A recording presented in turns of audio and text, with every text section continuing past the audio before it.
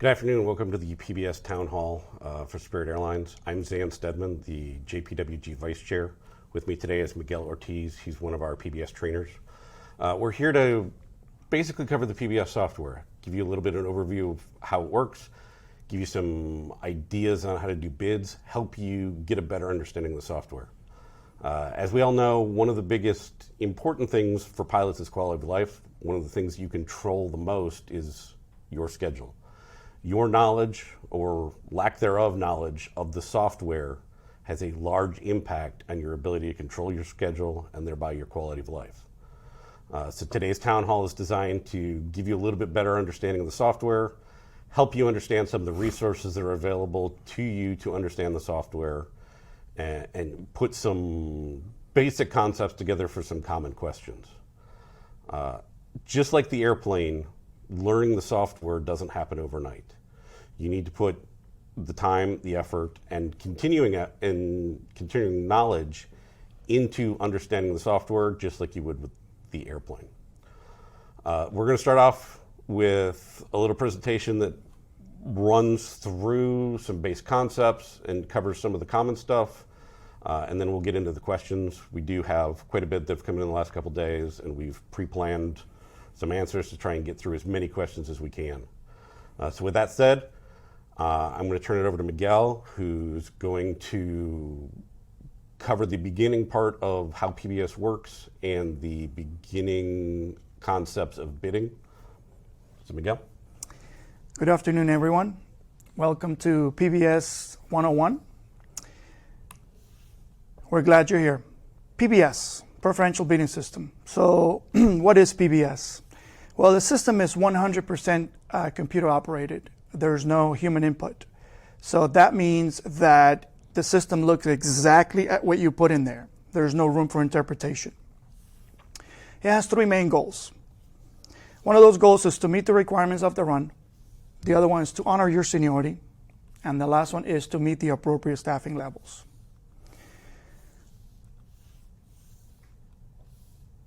All right. And my slides are freezing up, so we'll continue with the... All right, next slide is general guidelines. The info page. We typically ask you guys to log into your PBS account and look at the info page and sort of get an overall picture. So at this time, if we can have the camera show an info page, and what we're looking for is the overall picture of what we're doing, a timeline, right? Look at the calendar, look at what timeline do I have to work with, the trip mix, which is the pie chart right next to the timeline, the breakdown of the pairings and that sort of stuff. Your seniority in your base and some of the things you can accomplish along with the bidding information timeline. As you scroll down, you'll see the timeline and kind of gives you an idea of what to expect. That includes anticipated number of lines, the reserve availability, and the amount of reserves for that month for that base specifically. All right. Now we're going to get into top-down logic. Very well. Top-down logic is the process that PBS takes to process your bid. Starts at the top and it works line by line, step by step. So imagine for a second you were the number one bidder in your base and you have your bid up. PBS has the entire bid packet to work with. So it's going to take that line and it's going to process line 1, 2, 3, 4, 5, all the way down until you get to 200 lines, if you needed that many lines. One important concept to emphasize is that on the prefer offs, PBS reads from left to right in a normal logic. Everything else is read line by line, step by step, top down. So correct order of operations matter. This is why we typically suggest that you use your global commands, which are your set conditions and your waves. Those are your blue colors up at the top, because that sets a parameter for the system to get an idea of what you're trying to accomplish. Then we ask you to put prefer-offs in there, all right, and then your avoids, and then your award conditions. That way, when it's processing line by line, you're able to get what you're trying to accomplish by using top-down logic and be able to get your days off awarded, and then avoid, and then the rest of the stuff is just the green statements, which awards the pairings. It's important to emphasize that prefer-offs simply remove pairings available along with the voids, and awards simply looks at the pairings that are available to give you once you remove those other conditions. Another concept that's important to emphasize is the use of multiple bid groups, and this is somewhat of a topic of confusion for a lot of people. The most important thing to remember here is that each bid group is independent. Means it's self-contained and the system stays in that bid group until it works its magic, sort of top to bottom all the way down, unless you have to tell it to go to another bid group. So when do we use multiple bid groups? Well, in case one strategy fails. Think about a pilot who's going from most restrictive to least restrictive. You're picking specific pairings, and then you are saying, well, what if this fails? Then I'm going to have another bid group a little bit less restrictive, so to speak. Another reason we would use multiple bid groups is waiving certain conditions. So picture waiving 4 days off, and then down to 3, down to 2, so on and so forth. We have two ways of accomplishing moving from one bid group to the next. And those two commands are called clear schedule, start next bid group, or all start next bid group. Let's talk about ESN first, start next bid group. This is the recommended method. And it's just a tool, it's just an exit command to allow the process to move from your first bid group to the second one, to the third, in that order. The preferred method is because it's used at the end of a prefer off, avoids, and set condition preferences. So think about if you want to prefer off specific days in the month, and then you're specific about those days and you really want them, you can add an ESN, a start next bid group, and then have that line, right, mandates that it honors the line entirety or move to the next bid group. So then you can go to the next bid group, and this is how you would use the multiple bid group strategy. We have a picture up here, and if you look at line number 3, in this particular case, this pilot's asking for prefer off weekends, start next bid group. So that means if you're not able to honor, right, weekends off on line number 3, I want you to process the next bid group, which is parents bid group number 10, and then start from there and then work your magic all the way down. So the next command we use is clear schedule, start next bid group. This is a very powerful tool. And the reason why we don't recommend this is because nothing in this bid group can be denied. As you can see, once you attach it to a condition, right, it always goes to the bottom of your bid. And what happens is it blocks the process from continuing on down. So it's not recommended for this reason because it prevents a lot of people from allowing top-down logic to work and do its job and do its process. So this is considered higher level bidding, not recommended for the majority of the pilots. Now, this was the overall process of how top-down logic works and how the process works in a normal mode. Now we're going to turn it over to Zan, and he's going to talk about some of the things that happen after this process. Zan? All right, thanks. I want to talk about denial modes. So denial mode is the method that the software uses when it gets to the bottom of your bid and has not completed a solution.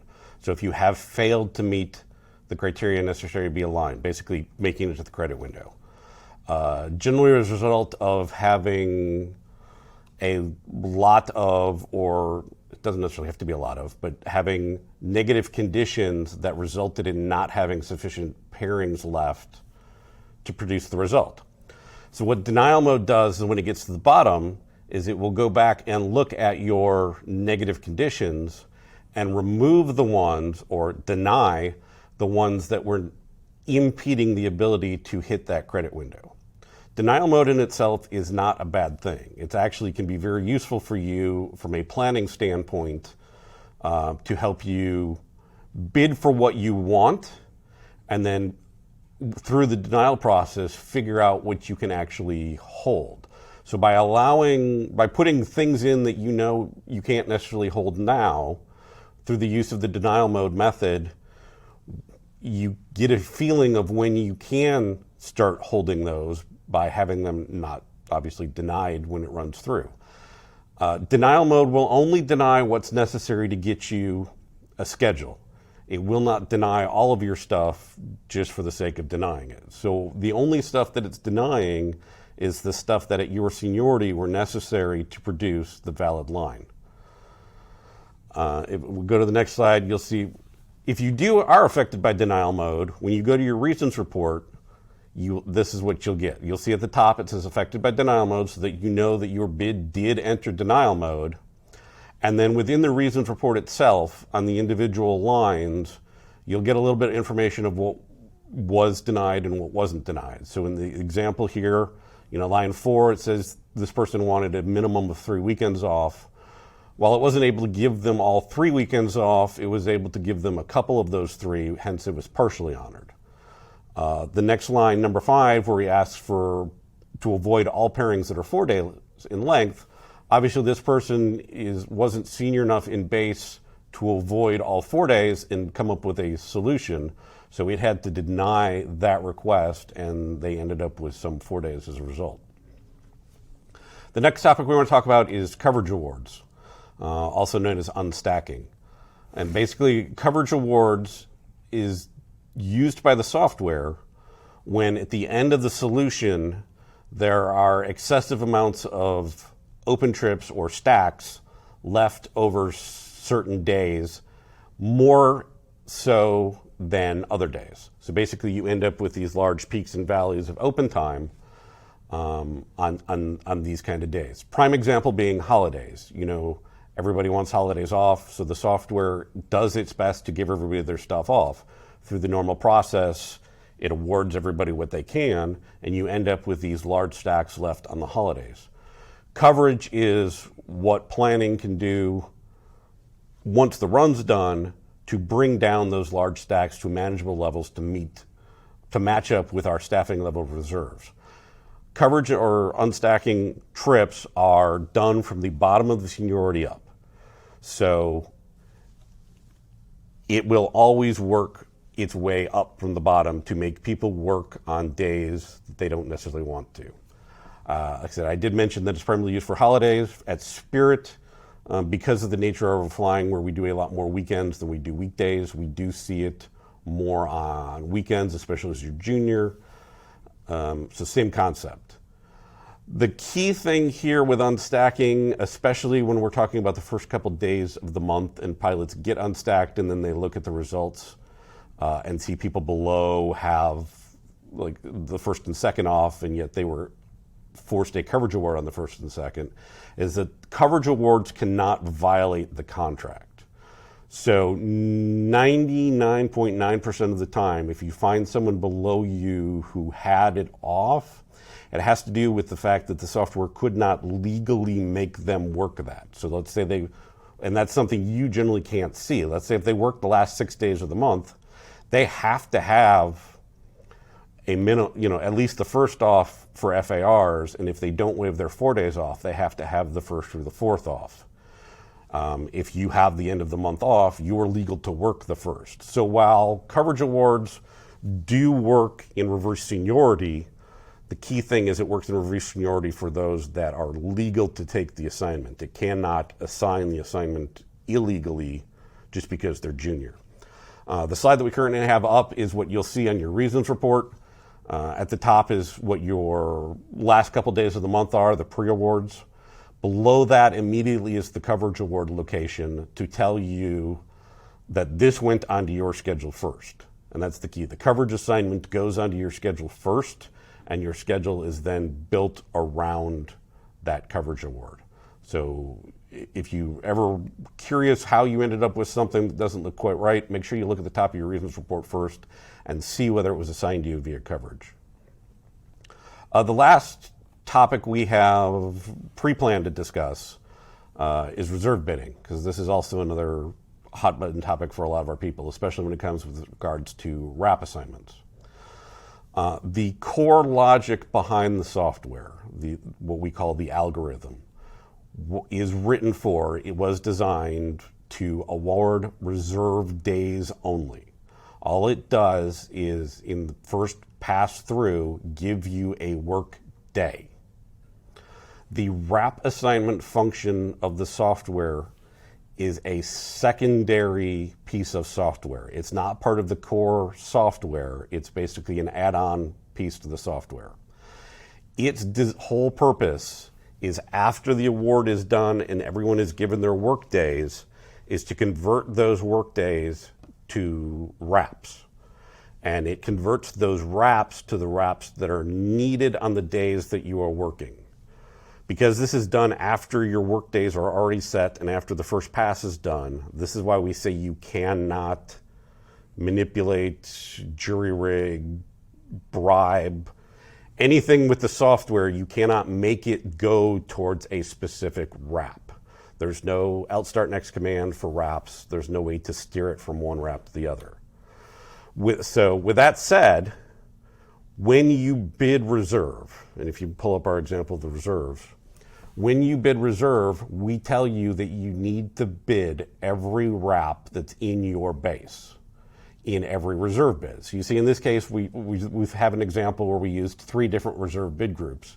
The whole purpose of this example is to show that we put all the wraps in our base in each of those reserve bid groups, because while you cannot make it go to any of these specific wraps, you do have the ability to preference with the software which ones you would like it to try and give you.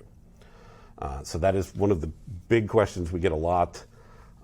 Unfortunately, it's the design of the software and is not going to probably change anytime soon.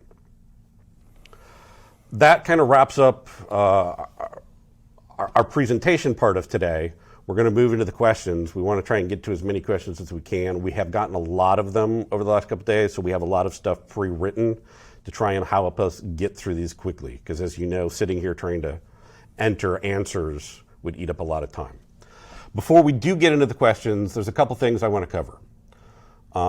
As we talked about top-down, when you're building your bid, remember you're building it as a triangle. When you get to the award part, you're building it as a triangle. You want your most restrictive award commands at the top. So the ones that narrow the available pool down the most. Basically your dream stuff you want at the top. And as you build out your schedule, you want to give the software more and more flexibility to have more and more pairings available to complete your solution. You will see that in a lot of our examples today. We'll cover, we have examples that cover this kind of triangle method of bidding. The second thing you want to keep in mind is you always want to be asking yourself, what do I want to happen next? You know, I have a line or a couple lines of stuff I want the software to give me. That's great. What happens when it can't fill out your schedule with the perfectly ideal pairings? When you're bidding your schedule, you always want to ask yourself what's next. You want to have a plan B in place with the software. You want to have a plan C or D. Because what happens when the software gets to the bottom of what your plans are and you still haven't hit the credit window? Well, then you go into the system-generated award pairings, which gives the software carte blanche on what it gives you. So you want to always plan ahead more than just a plan A. Finally, and I kind of talked about this a little bit previously, the examples and the answers we're about to give you today are not meant to be gospel. They're not meant for you to, let me perfectly copy out from the screenshot and put into my bid, and that answers the question. Everybody's bid and everybody's bid priorities are unique. What we're going to give you today are the building blocks, the foundation, the general concept of how you put a bid in to answer some of these questions that are coming up. There's a lot more in-depth functionality that you need to actually put into your bid to take what we're about to show you and make it work for your needs. So you can find that additional help in the help system of the software.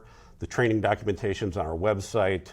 Sending us a DART, this is a big thing, you're going to hear this a lot. If you have any questions about the software, anything dealing with the software, questions about bidding, things that don't look right in your pre-awards, anything about the software, send the PBS committee a DART or an email. There's 3 of us in the JPWG. We have half a dozen trainers at least. We are really good at getting answers back in a couple hours at most. And the last thing before we get into it, there's still about 40 minutes left of this. We do have a lot of questions that we're going to work through, but that doesn't prevent you from sending some more. They should have the email and the text number up on the screen at this point. If you have a question that pops up, shoot it to here. They have a method of getting it to us once we work through all this, if we still have some time. Well, that said, we're going to move into the questions. I'm going to start off. I've got there's about 3 or 4 of them here that I can answer without the examples, and then we'll move into questions that need more graphical examples kind of stuff. So the first the first 2 are from Juan in Lauderdale. His first question: how do I bid to avoid pairings with FOs? So obviously he's a captain. You are correct that first officers can bid for or bid away from captains. Unfortunately, captains cannot do that, and the reason behind that is the structure in which the awards are processed. The captain awards are processed first. There is no existing FO data at that point for the software to know what FOs are flying and therefore allow you the ability to bid for or against a first officer.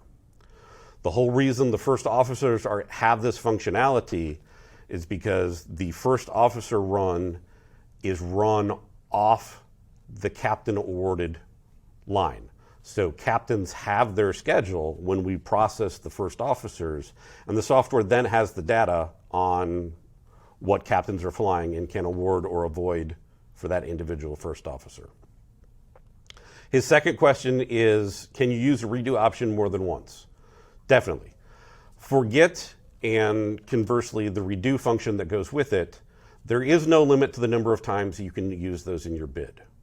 However, I'm going to say that if you're using them more than 2 or 3 times, you're probably setting yourself up for problems and are not letting the software do naturally what the software is supposed to do. So if you find yourself using 3, 4, 5, 6 forget and redos in your bid, you should probably be talking to us about what you're really trying to do, and we can get you better ways to do that. Finally, for me, the questions before we get into the examples, one we also get frequently is a misconception in the contract. Why is it that I get back-to-back pairings? You know, this question in specific talks about I wave down to 1, I get 1s and 1s. Why is it not giving me stuff in between pairings? And that's from Jeff and O'Hare, by the way. The language in the contract is not days off per pairing.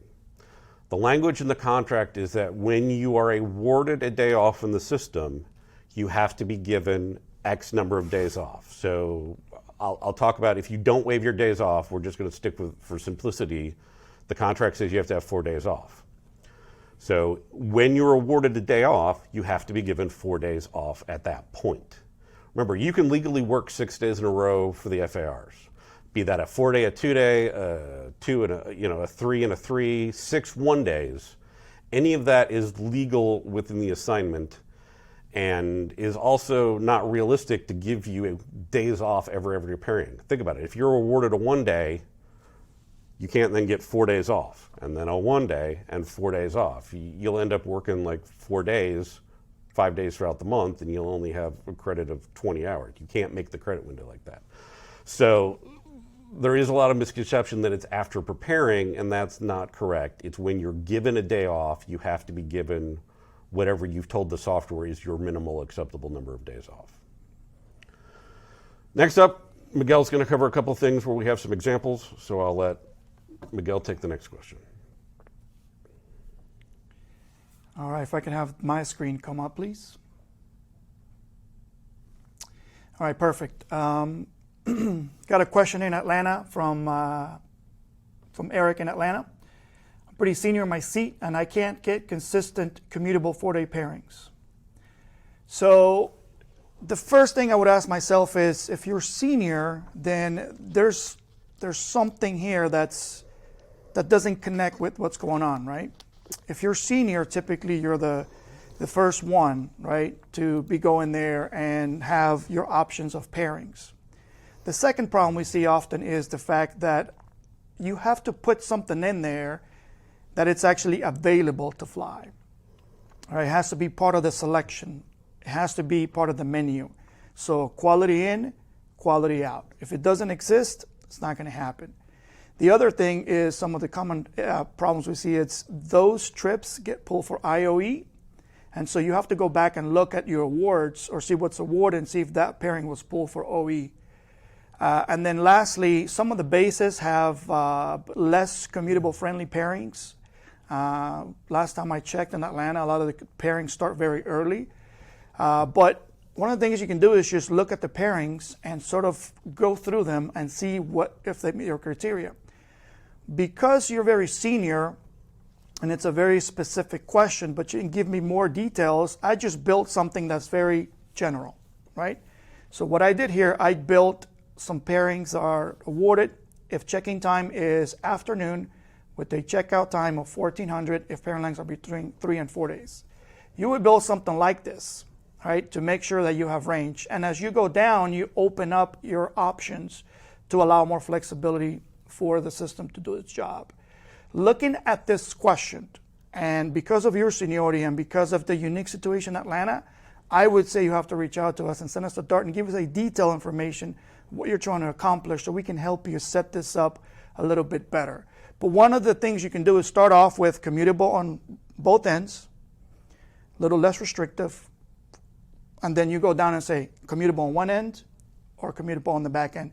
You have to decide what works or what fits your style. I can't tell you that because I don't know a lot of those details, and that's why I said that you need to be able to reach out to us so we can help you more, because there's I don't have the full information here. So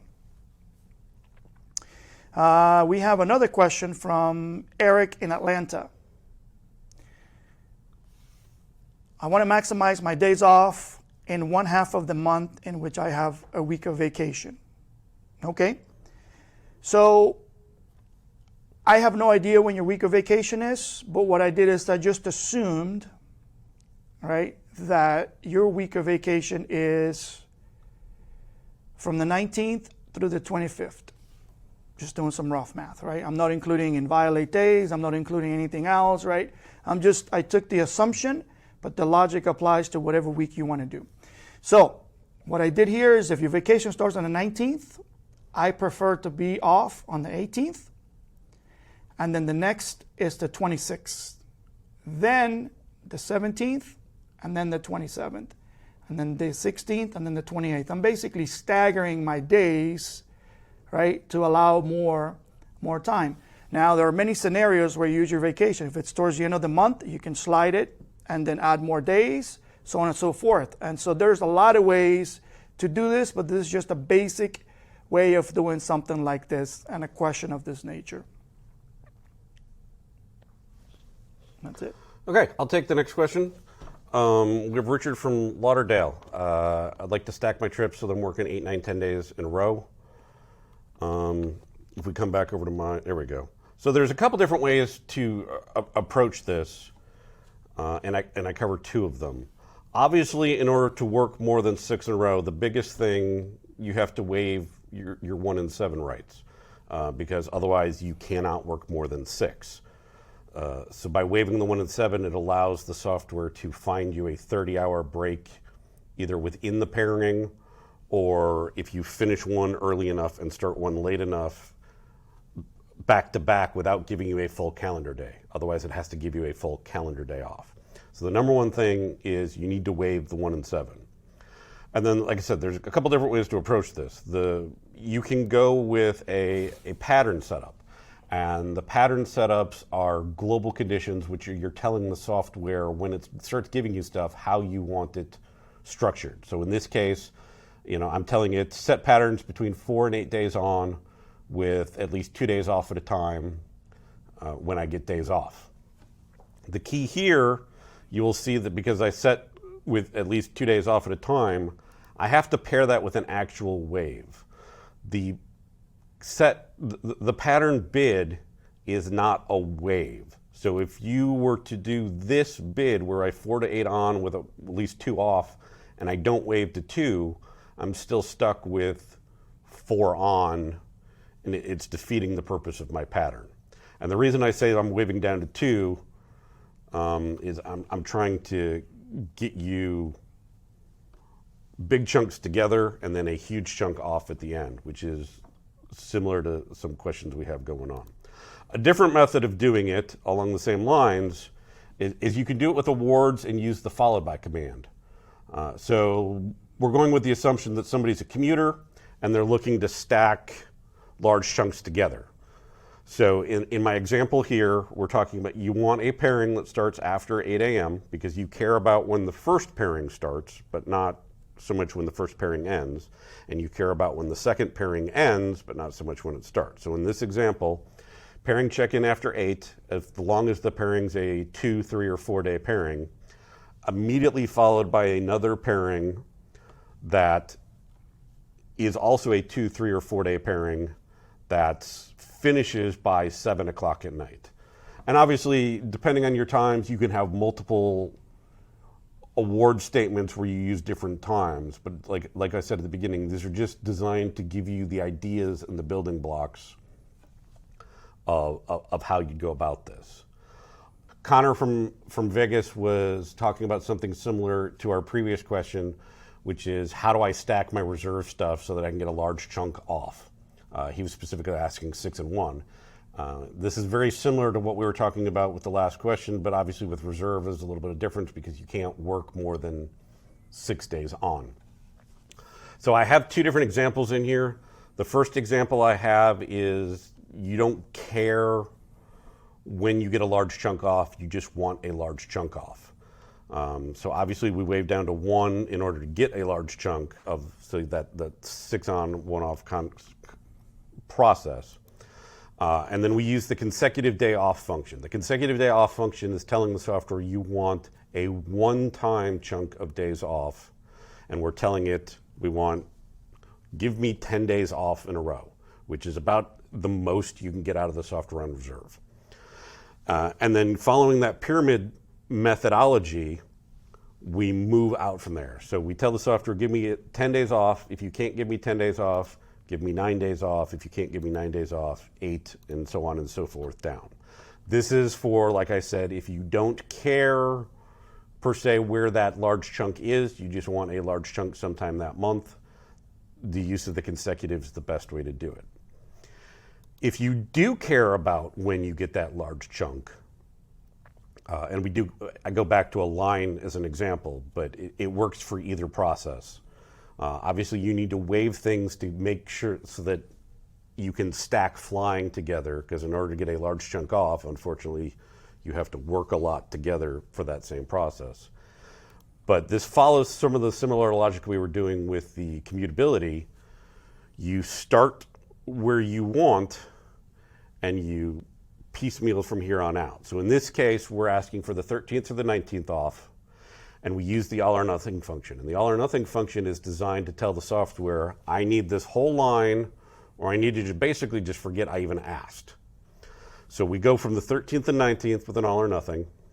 We then slowly start chopping, moving in that window that we're trying to get off. So we go 13, 18, 14, 18, 14, 17, and everybody's into where your personal cutoff and where you want to change a different strategy. But for understanding the core logic of how you do it, this is how you would go about doing it when you care about days off. So I'll toss back to Miguel with our next round of questions. All right. So next question is from Marissa in Fort Lauderdale. What's the best way to bid for specific days off on reserve? And if you can't hold those days off on reserve, then process a line. Okay, we get this question a lot, especially during the holidays. So we're going to show an example. So what I've done here is I built a very basic bid and started off with pairings. Because she's asking about reserve specifically, then you will start over here. But I'll start with the logic. In this case, award pairings, waive down the minimum, waive min days off to 3, and then add the rest of your statements here. And then this is the most important part. Prefer off the 22nd, the 23rd. The dates are in here. You can change those. What's important is this exit command. We talked about that earlier. That tells the system, if you can't honor those days, I want you to process the next bid group. If you wanted to change those days, you simply go here, right? And you would change the dates, assuming that you need the 22nd off, right? To prep Thanksgiving dinner, then eat dinner, and then you have to do the dishes on the 24th. That's how you would do it. Then it's going to process the next bid group, which is number 4. Same thing, right? We're lowering our waive minimum conditions. Then we go right into reserve, which is her specific question. So you will start over here. Reserve bid group, min days off to 3. Don't forget to list all your reps available in your base in order of preference. Then build your prefer off commands with an ESN, with the start next bid group, and then have the top-down logic process the system. When it gets here, right, you're asking for 2 days off, waive down to 2 days off. If it's not able to do that, you're saying if I can't have the 22nd and the 23rd, then I want you to process the next bid group, and that would be a pairings line with 3 days off, still asking for the 22nd and the 23rd off. However, we don't add an ESN here because we're going to let our seniority play and do what it's supposed to be doing. If you have the seniority, you'll get it. If you don't have it, then you won't get it. So you don't want to attach an ESN on the very last bid group. So that's one way to do it. So to recap, start on reserve, days off, start waving down, and then go down to pairings and do not attach an ESN on this line over here. Next question. I only care about weekends off. How could I accomplish this? So it's similar logic, right? Did same thing where I built a pairings bid group, waving down to 3, prefer off weekends, start next bid group. So you're saying, give me reserve with 3 days off. I'm sorry, give me pairings with 3 days off. Give me pairings with 2 days off on weekends. If I can't have weekends off here or there, then I want you to process the next bid group. And I want you to go to reserve, and let's start over with waiving to 3 days. Once again, don't forget to add all your wraps in here, right? Prefer off weekends, otherwise process the next bid group. Okay, I'll try it again, waiving down to 2 days here. And then we go back and reverse engineer what we've done here. However, we're not asking here, right, with an ESN. And then we're going to attempt the last and final touchdown here on reserve with weekends off. So if we go back to the top, if I was looking at this bid, I would say this guy definitely wants weekends off. And he's going to do everything he can within his power to be able to accomplish that in a logical manner. Pairings, reserve, and then back to pairings again, and then lastly on reserve. So the overall intent here is to get weekends off. Next. All right, so I've got about 3 questions here that are sort of short answers. So you'll see in my example, I've got them pre-queued. We're going to start with the, how do I bid pairings that carry out into the month?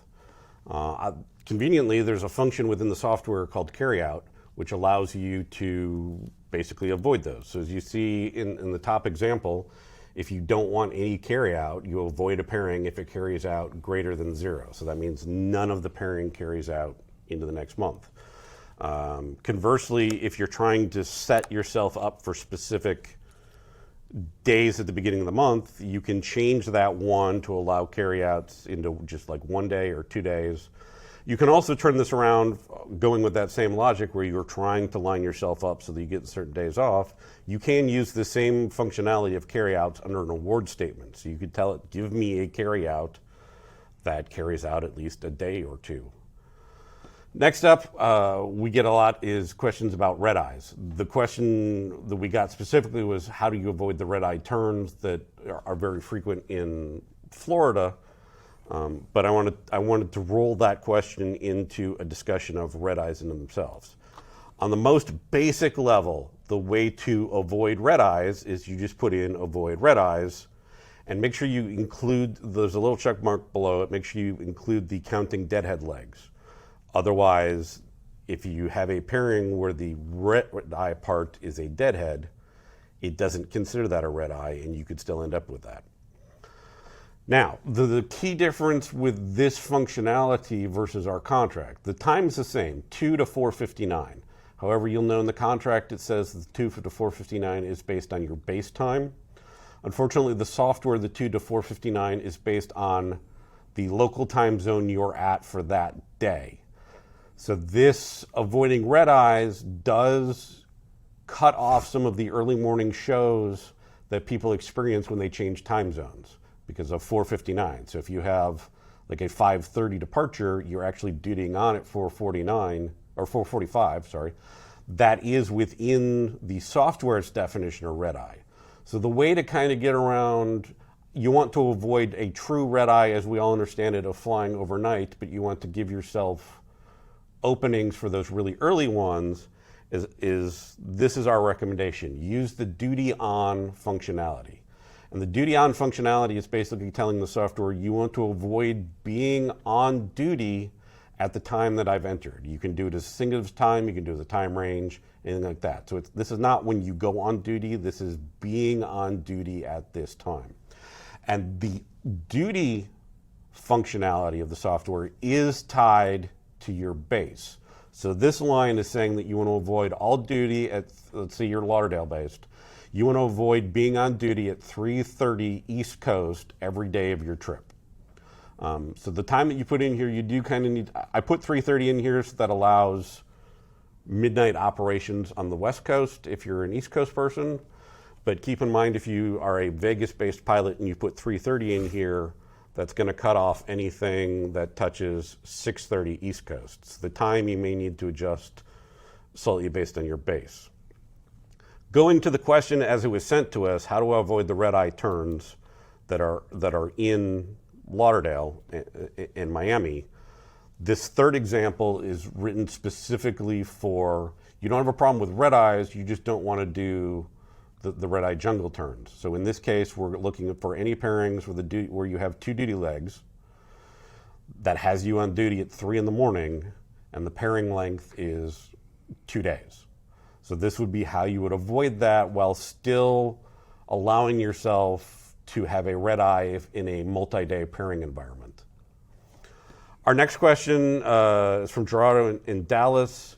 How do I avoid those, what I personally like to call fake 4 days, fake 3 days? The 3 day that's really 2 duty periods, the 4 day that's really 3 duty periods, and as such pays out at 10 and 15 respectively, instead of the 15 and 20 you would expect from a 3 and 4 day.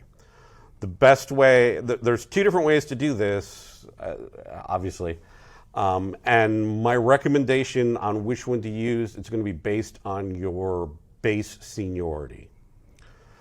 It's not a hard and fast rule, but if you're about 40% in base, you can generally get away with using the avoid functionality because you have sufficient pairings at your level to be able to just tell the software, don't give me these. If you're below that 40% mark, I would recommend more that you use the award functionality to try and fill as much of your schedule as you can without those pairings, and then still allow the software to backfill with those pairings if necessary, because that's what's left. And it basically works the same way. We're using the average daily credit functionality. So with the average daily credit functionality, it's telling the software that for every day that the pairing is, it has to have a credit equivalent in this example of, I'm avoiding anything that has less than 445. So a 1 day pairing has to have a credit of at least 445. A 2 day pairing has to have a credit of at least 930. A 3 day pairing has to have a credit of at least 1415. And a 4 day pairing has to have a credit of at least 19. That eliminates those 10-hour 3 days, the 15-hour 4 days. Like I said, if you're lower where there's a chance that you probably have to get 1 or 2 of these in order to fill out your schedule because that's what's left, I recommend you do it more with an award where you're telling it, you first tell it to award you pairings that have credit greater than 445 so that you get as many of the true duty day per calendar day pairings as you can get, but then allows it to fill in without going to denial mode. Because if it does, if it goes into denial mode and denies, in this case, my line number 8, when it reprocesses, it opens you up to filling your whole schedule with these instead of just filling in a couple of them. So those were some of the rapid fire questions. We're going to go back to Miguel for a little bit more in-depth question again. All right, so we've got a question from Javier in DFW. How to bid for 2 or 3 day pairings, trips back to back, for example, 4 days, 2 days offline with 4 days off. All right, so there's a couple ways of doing this. One of them is you can do a set condition pattern, and that's here, line number 2.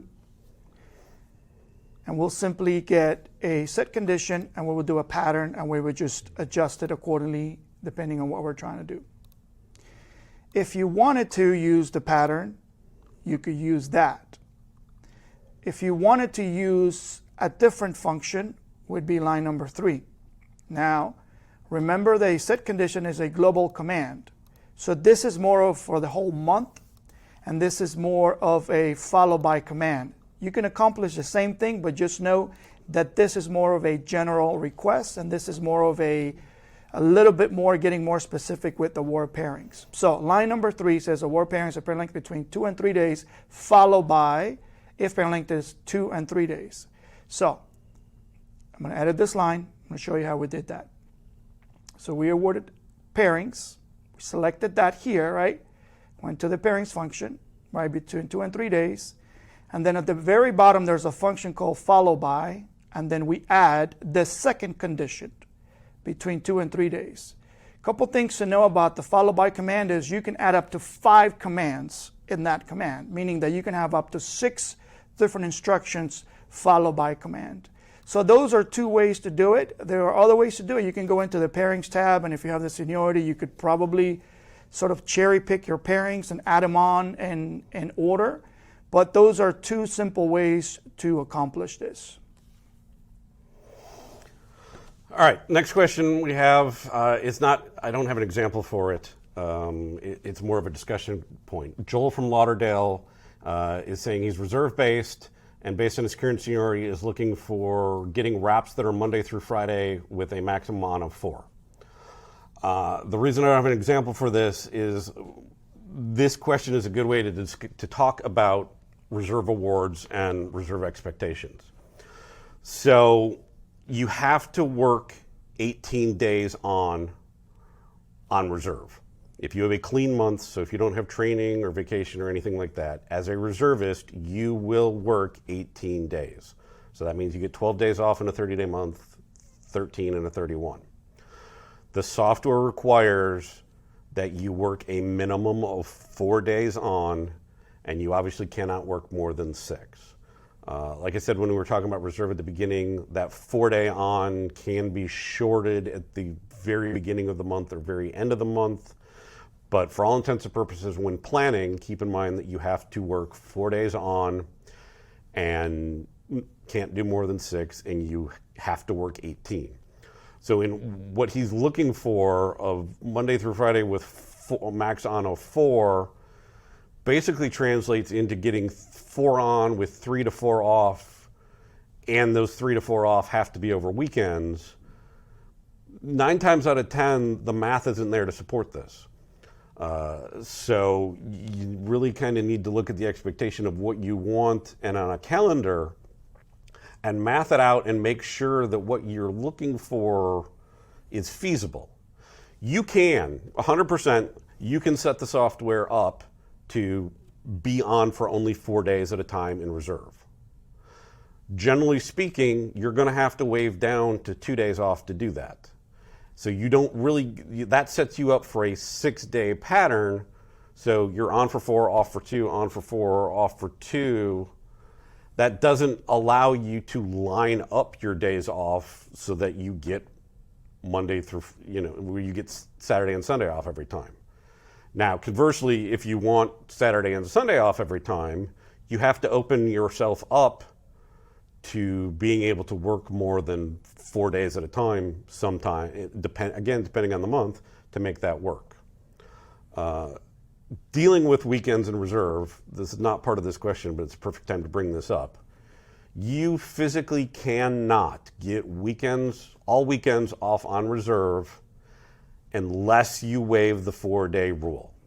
We see people on reserve who bid for weekends off and don't waive the 4-day rule, and you physically can't, because you will be on a 6-on, 4-off pattern, which is a 10-day footprint.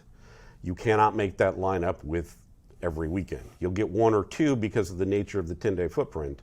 But if you want weekends off on reserve, you have to waive to 3 and potentially 2, again, depending on the month. And this is where you have to look at the calendar and do the math. I have to work 4.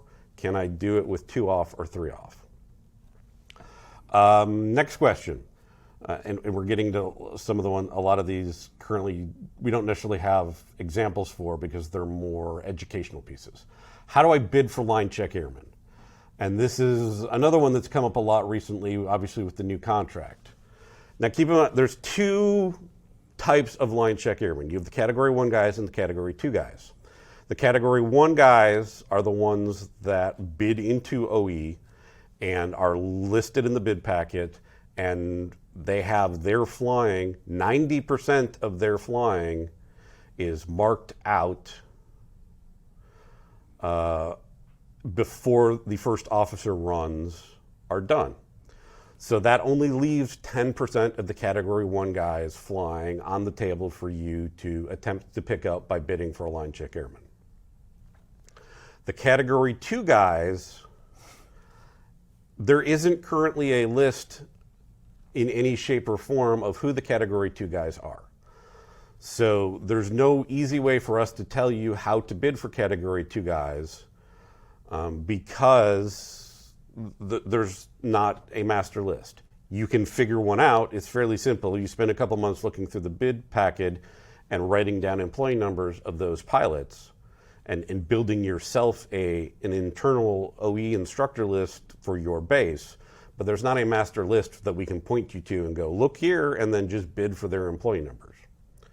Keep in mind that if you're bidding for flying with a Category 2 instructor, there is no guarantee that they will be used for OE. Matter of fact, when you bid for them, you should plan on having to do the flying. If you get bought off it, great, perfect for you, better chance for you. But when you're bidding to fly with a line check airman, you should bid appropriately, knowing that there's probably a better than even chance that you will have to fly that pairing. So make sure you tailor your bid for stuff that you're willing to do with that thing. Now, to answer the general question, how do I bid for a line check airman? It's real simple. As a first officer, you have the functionality to award pairings if employee number is, and then you have to enter their employee numbers. And you can put multiple employee numbers on a line. So the how to do it is the simple. The how I figure out who they are is a little bit more complicated. The next question also doesn't necessarily have to have an example, but I'm going to let Miguel answer it because we did a little bit talk about it, but it's a good one for you to tackle. Sure. Jeff has a question. I want off certain days. Does NavBlue prioritize days in any certain order? So when we talked about top-down logic, when you get to the prefer offs section, there's a section that allows you to have prefer off dates. And basically what it does is the logic reads from left to right. So here's what happens. In this particular case, this particular pilot wants 18th, the 26th, the 17th, the 27th, the 16th, and the 28th. The most important date here is the 18th, second most important, and third most important. So if he has to deny at some point your days off due to your seniority or there's just not enough pairings left at your seniority, it's going to say either impossible to reach credit window or it's going to have to deny those days in order to be able to create a legal block for you. So we'll start denying from the left. So in this case, if the 28th was the least important date, you would put that at the very end, and then you would let denial mode work its magic from right to left. So it works in reverse. Normal mode, left to right, and then it starts working from right to left. So that's kind of how NavBlue prioritizes days off. So important first, so on and so forth. Okay, where are we on? Bid packet. There we go. Rebase. So this one's directed to the first officers primarily because they've finally caught up to the point where they're not really doing this so much with the captains. The question, in the bid packet, I see that I'm rebased. However, when training bidding actually opens, there's nothing in here for me. What gives? So this is where the lead time on planning versus actual need kind of works counterintuitive to itself. So the lead time necessary for the training department to put together the bid packet, they come up with an estimate for the number of people that they think they're going to need to rebase in order to match up with the number of captains that they have and the number of first officers that are supposed to go here. As you know, with AQP, you have to do first officer captain for AQP. So when they're putting together who's going to training or who's due for training and they find that they're short on the number of FOs, this is where they go into their rebasing so that they can have the same number of captains and the same number of FOs. Now, when it comes time to bidding and they've actually put together who's eligible to bid, inevitably the number of rebased pilots that they need is less than the number that they projected back when they wrote the bid packet. So what happens is that they just don't, because they do it in reverse seniority order, if you're senior enough up that chain of what they thought they needed versus what we actually need, when you log into the software, you'll find that you don't have any training availability for you to bid on. That's because they actually came to the point where they don't need to rebase you. So we've got my screen up. You'll see the training requirements section is here. When you log in, if this does not say AQP early or AQP must go, that means you weren't loaded into the training requirement. If you were listed on the rebase bid packet and you log in and there's nothing there, one, take a screenshot of it because you were not loaded and therefore don't have to bid for training. And that screenshot will prove that you weren't loaded. But two, do email us to verify, and we will double check that yes, you are showing as not needing training. And you can hang on to that email too. Just in case, this has not happened yet, ever, but as the association cover your butt concept, hang on to that screenshot in the email so that if ever a point comes where you end up with an award after having logged into bid where we said you weren't eligible and they gave you something, we have that screenshot and that email to prove that, no, when the bid opened, you weren't in it.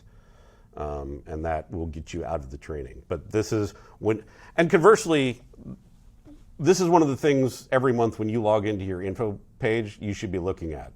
Look to see whether you're due for training. And if you do know you're due for training and it's not there, reach out for us. And if you have training there and you know you're not supposed to do for training, again, reach out for us. So that kind of answers that question. I know there's been a request to kind of talk about the training stuff, but since with the training bid window not open right now, I can't really throw up a whole bunch of stuff to talk well on the training functionality. Just know, keep in mind, this is not a PBS thing, but keep in mind, you have a base month with training. Every pilot is eligible to go early and potentially go late. So you really do, every pilot, this is not them rebasing you, this is the natural course of training. Every pilot has a 3-month potential training bid window. If your base month is February, you will be added to the software to bid for January because you have the potential to go early. If you don't get an award in January and you don't get an award in February, you will bid for March because that's your late grace. So a lot of people miss the concept that you can, and it's not a rebase, be awarded early training. So make sure you're not bidding just on your base month. You're bidding the early grace and the late grace. Next up, we're gotten to the point where we've got some questions that have come in while we were doing it. I'm gonna do Renee's. I'm gonna give you John's. Okay. Yeah, perfect. Especially because he talks specifically about you. And then there should be one more in there that I threw in there to cover something that I want to show up on my screen. But right, Renee from Orlando is asking, how do I avoid pairings with a red eye on the last day of the trip? I don't mind flying red eyes on other days of the pairing.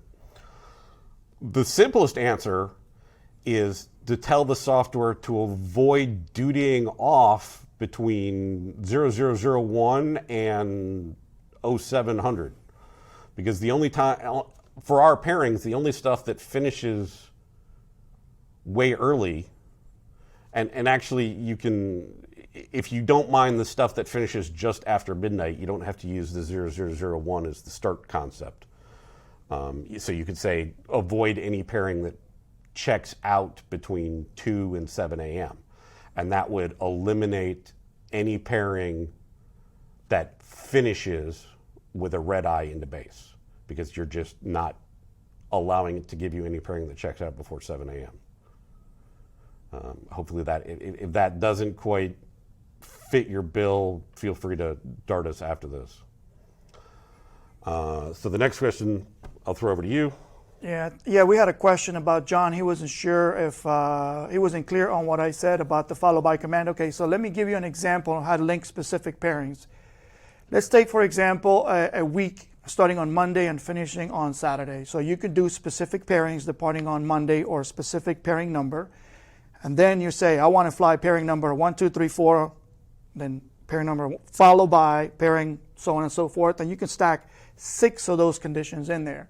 You can do it by specifying pairing numbers. You can do it departing on. You can do it on dates. So you can attach follow by commands. I'll just be very specific about this, though, and I want to make sure you understand the difference.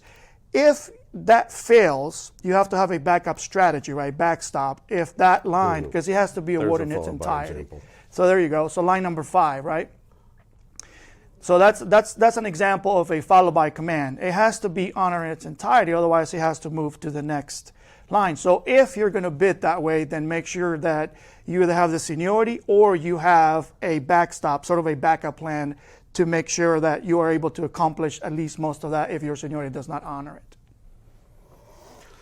Okay, the last question we got, we are a little over, but with the technical stuff, it worked out perfectly. The question I want to answer is one I actually threw in there because it's something that we do get frequently, and it goes back into a discussion of denial mode and bid groups. So as we've said, in order to move from one bid group to the next, you have to have a command that tells it to move from one bid group to the next. The out start next, the clear schedule start next.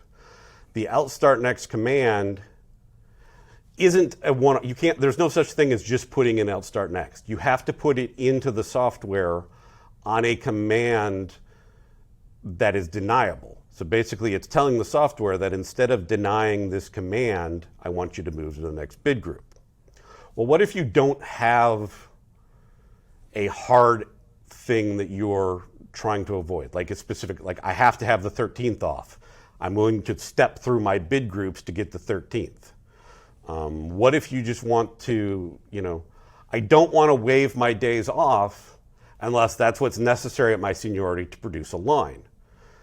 Since there's no way, there's no way to not wave, and then wave without these exit commands, we have in our training, and we've come up with, you can put in a non-existent, a generic, does not affect your bid negative condition for the sole purposes of attaching an outstart next to it. So the software doesn't necessarily know or not know whether what you're asking for is realistic. You know, as the example that I put in here, you see you're telling it to avoid all pairings in the pairing pool that have a total pairing credit of 1 minute. Those don't exist. But the software still sees this as a negative condition. And if we have nothing else in play, if you don't waive anything and your seniority can't hold the 4 days off and we have nothing else in play, this is a method that you can put into your bid where it'll get to the bottom of the bid. It was not able to produce a result because you waived, because you wanted 4 days off and the pairings just weren't there to support it. It will go up and try and deny line 2 because it knows it's a negative condition, and that's what denial mode does. The outstart next tells it to move to the next bid group. In the next bid group, you can then waive to 3. And you can repeat this process with the waive 2. So this is a way for you to not start out waiving all of your days off in the first bid group, because and allows you to start with the 4 and go down to the 3 and the 2 as necessary for you to produce a line. And we like to use that as an example because it shows that you don't have to bid for something that's realistic. I could tell it to avoid pairings if the pairing length is 8 days long. Now you got to be careful with that with the training stuff, but you can put in a negative condition that doesn't have to be real so that you can attach the outstart next to it. With that said, like I said, we went a little over, but it's worked out really well with the technical. We want to thank you for joining us today. They are going to put this up on the website eventually so that you can reference this video at a later point or share it with the people who weren't here. If you do have any further questions, or if there's any questions we didn't get to, send us a dart, send us an email. We will answer all of them. We always do.